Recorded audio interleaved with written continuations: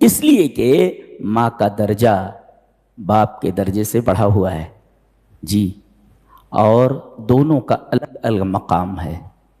ماں کا حق بہت زیادہ بڑا ہے، لیکن باپ کی عظمت بڑھی ہوئی ہے، باپ کی عظمت بڑھی ہوئی ہے جی۔ وہ کہتے نا کہ ماں کے قدموں کے نیچے جنت ہے، تو یہ بھی کہا جائے کہ اس جنت تک پہنچانے کے لیے باپ کے جوتے کی ضرورت ہے جی۔ ماں کے قدموں کے نیچے جنت ہے، مگر اس جنت تک پہنچانے کے لیے باپ کے جوتے کی ضرورت ہے۔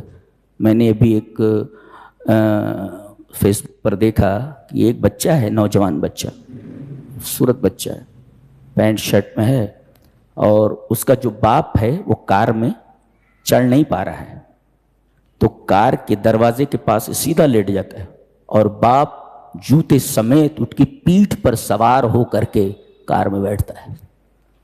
اللہ اکبر۔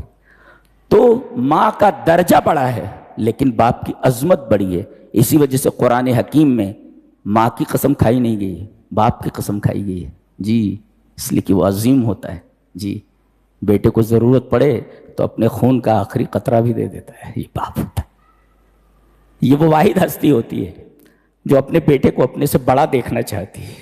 کوئی بھی کسی کو اپنے سے بڑا دیکھنا نہیں چاہتا، یہ واحد ہستی ہے جی، یہ واحد ہستی ہے جو اپنے بیٹے کو اپنے سے بڑا دیکھنا چاہتی ہے، اور یہ واحد ہستی ہے جو دھوپ میں رہ کر کے اپنے بیٹے کو سایہ فراہم کرتا ہے۔ زندگی بھر مشقتوں اور آزمائشوں کی دھوپ میں جلتا رہتا، مگر کوشش یہ ہوتی ہے کہ میرے بچوں کو دھوپ نہ پہنچے۔ اسی وجہ سے رب تعالی نے قسم کھائی، لا اقسم بهذا البلد وانت حل بهذا البلد ووالد وما ولد۔ والد کی قسم، اللہ والد کی قسم فرمائی ہے۔ ماں کا درجہ بڑا ہے اس لیے کہ 3 کام ایسے کرتے کہ باپ نہیں کرتا ہے، تو 3 درجے تو ویسے ہی۔ ایک تو ماں اس کو ناپسند کرتے ہوئے بھی اس کو اٹھاتی ہے، حملت امہ کرہن۔ ایک مفسر لکھتا ہے فسبحان من جمع فی قلوب الامہات المتناقضات، کرہ ما حب زجر ما انس۔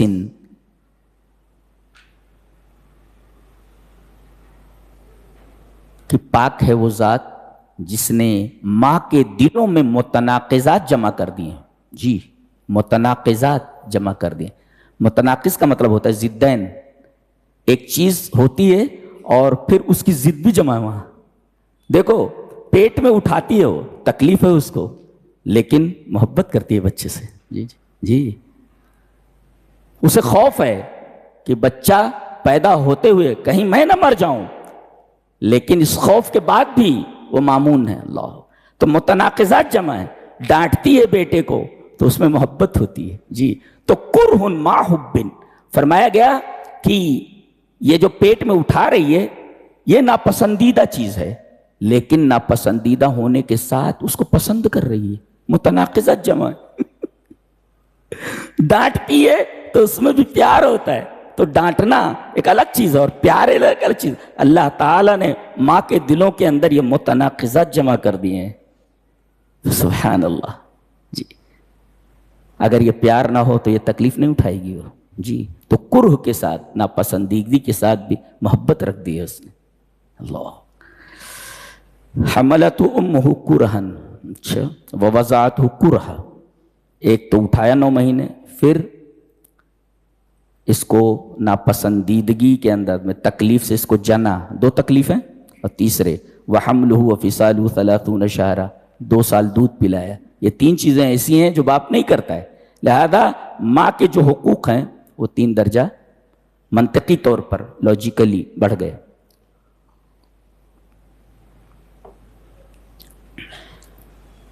ایک مفسر بڑی پیاری بات لکھتا ہے اس آیت کریمہ کے ضمن میں، لکھتا ہے کہ ماں نے تجھے 9 مہینے اپنے پیٹ میں رکھا ہے، اپنے ساتھ رکھا ہے۔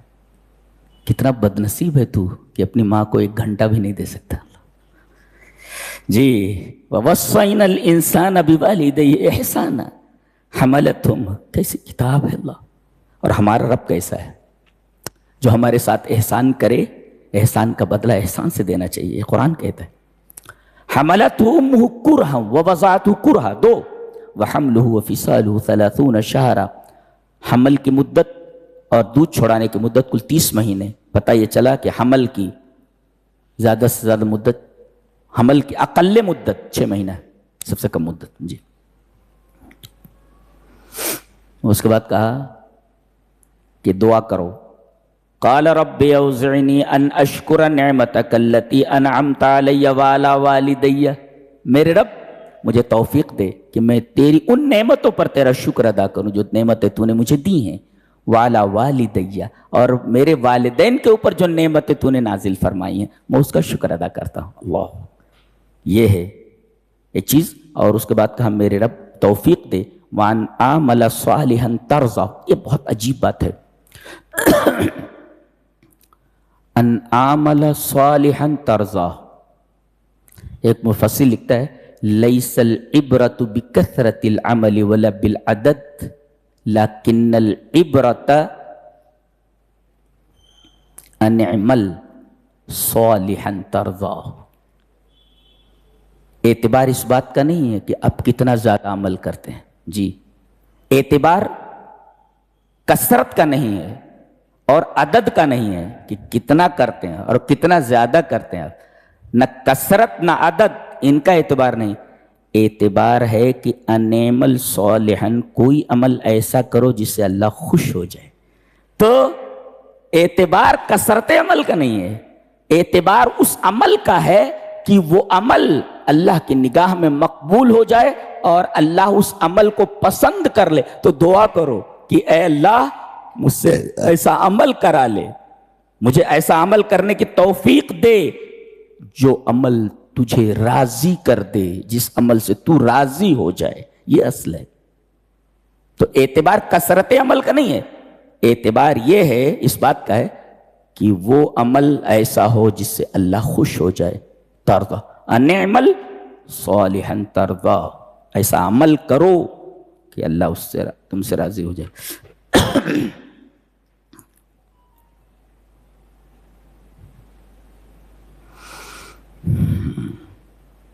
ایمان سبھی لائیں گے. جی جی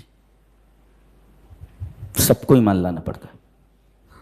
مومن ایمان لاتا ہے بالغیب، اور کافر بھی ایمان لائے گا اذا رأى النار، جب آگ کو دیکھے گا. تو کہا گیا قالوا بلا وربنا، جی وہ بھی کہے گا ایمان لاتا ہوں. جی تو ایمان تو سب کو لانا ہے. ایک کا ایمان بالغیب ہے بغیر دیکھے، اور ایک دیکھے گا تب ایمان لائے گا کہ یہ جہنم ہے. جی تو ایمان بالغیب معتبر ہے، ایمان بالشہادہ معتبر نہیں. جی مطالبہ یہ ہے کہ بغیر دیکھے مجھ پر ایمان لاؤ. جو چیز ظاہر ہو جائے اس پر ایمان کو. پرچہ اگر اوپن کر دیا جائے، عام کر دیا جائے، پھر امتحان کا مطلب کیا ہے؟ امتحان اصل تو یہی ہے کہ پرچے کو چھپا کر رکھا جائے، عین امتحان ہال میں اور ایگزام ہال کے اندر پرچے کو دیا جائے. نہیں تو امتحان نہیں، مذاق ہے، یہ مذاق ہے یہ. تو ایمان دونوں لائیں گے. مومن تو ایمان بالغیب لائے گا بغیر دیکھے، اور کافر بھی ایمان لائے گا. جی اور وہ ایمان بالشہادہ، ایمان بالغیب معتبر ہے، ایمان بالشہادہ معتبر نہیں ہے کہ آدمی دیکھ لے. اسی وجہ سے موت سامنے آ گئی تو پھر اب توبہ کا دروازہ بند ہو جاتا ہے. جی آپ پھر ایسے ایسے دیکھتے رہتے لیکن بول نہیں سکتے، بول نہیں سکتے. اور سب کے ساتھ ہونے والا ہے، کوئی بچنے والا تھوڑی. وہ حقیقت ہے. کائنات کی سب سے بڑی حقیقت جانتے ہیں کیا ہے؟ سب سے بڑا فیکٹ هو الموت، اٹ از ڈیتھ. یہ سب سے بڑی حقیقت ہے جسے ہم بھاگتے کنی کاٹتے ہیں کہ نہ آئے. بتائیے کوئی ایسی کتاب ہے جو دل سے بات کرتی ہے؟ یہ دل سے بات کرتی ہے. دنیا میں بہت کتابیں ہیں، لائبریری بھری پڑی ہیں کتابوں سے. ایسی کتاب دکھاؤ، ایسی کتاب دکھاؤ جو ڈائریکٹ دل سے بات کرتی ہے. جی آدمی سے بات کرتی ہو، اس کے دل سے بات کرتی ہو. دنیا میں ایسی کوئی کتاب موجود نہیں اس طرح بات کرتی ہو. تو ایمان دونوں لائیں گے. ایمان کون سا معتبر ہے؟ ایمان بالغیب، ایمان بالشہادہ نہیں. اس کے بعد اللہ کے رسول کو تسلی دی گئی کہ مکہ والے آپ کو بہت ستا رہے ہیں، ایمان نہیں لا رہے ہیں، ایسے آپ دلگیر مت ہوئیے، ایک مخلوق ایسی ہے جس کو ہم نے مٹی سے نہیں آگ سے بنایا ہے، وہ آپ پر ایمان لائیے۔ جی ایمان لائیے۔ جنوں کا تذکرہ ہے جی۔ وَإِذْ صَرَفْنَا إِلَيْكَ نَفَرًا مِّنَ الْجِنِّ يَسْتَمِعُونَ الْقُرْآنَ فَلَمَّا حَضَرُوهُ قَالُوا أَنصِتُوا فَلَمَّا قُضِيَ وَلَّوْا إِلَىٰ قَوْمِهِمْ مُنذِرِينَ۔ قرآن حکیم کی فضیلت، اس کی اہمیت اور اس کے استماع کے آداب بتائے جا رہے ہیں۔ کیا؟ نبی کریم صلی اللہ علیہ وسلم لوٹ رہے ہیں یہ طائف سے جہاں آپ کو مارا گیا، لیکن آپ نے بد دعا نہیں فرمائی طائف والوں کے لیے۔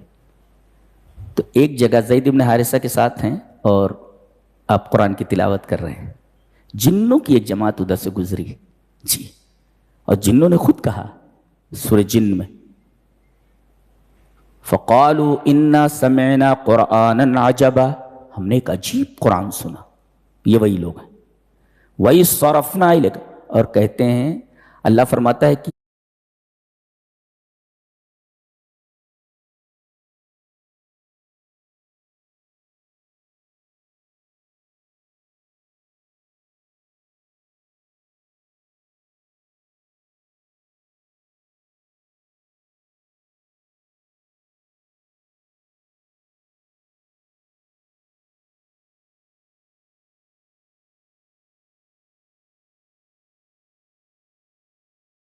ہم نے ان کو پھیرا، ادھر جاؤ، ہم نے پھیرا۔ صرفنا الیک، اے ہمارے حبیب آپ کی طرف، نفر من الجن، جنوں کی ایک جماعت کو قرآن سننے کے لیے، یستمعون القرآن، آئے اور قرآن سننے لگے، عجیب قرآن ہے۔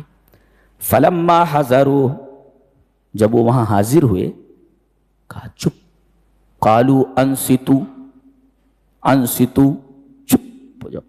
فلما قضی، جب نبی کریم صلی اللہ علیہ وسلم نے قرآن پڑھنا بند کیا تو ولوا، تب انہوں نے پیٹ پھیرا اور چلے گئے۔ جی جی، اس میں پہلا مسئلہ تو یہ معلوم ہوا کہ قرآن حکیم کی جہاں محفل ہو وہاں حاضر ہونا چاہیے۔ فلما حضروا، ایک استماع علیہ، الاستماع، بڑے خوش نصیب ہوتے ہیں وہ لوگ جہاں قرآن کی مجلس اس میں حاضر ہوں۔ فلما حضروا، جب حاضر ہوئے۔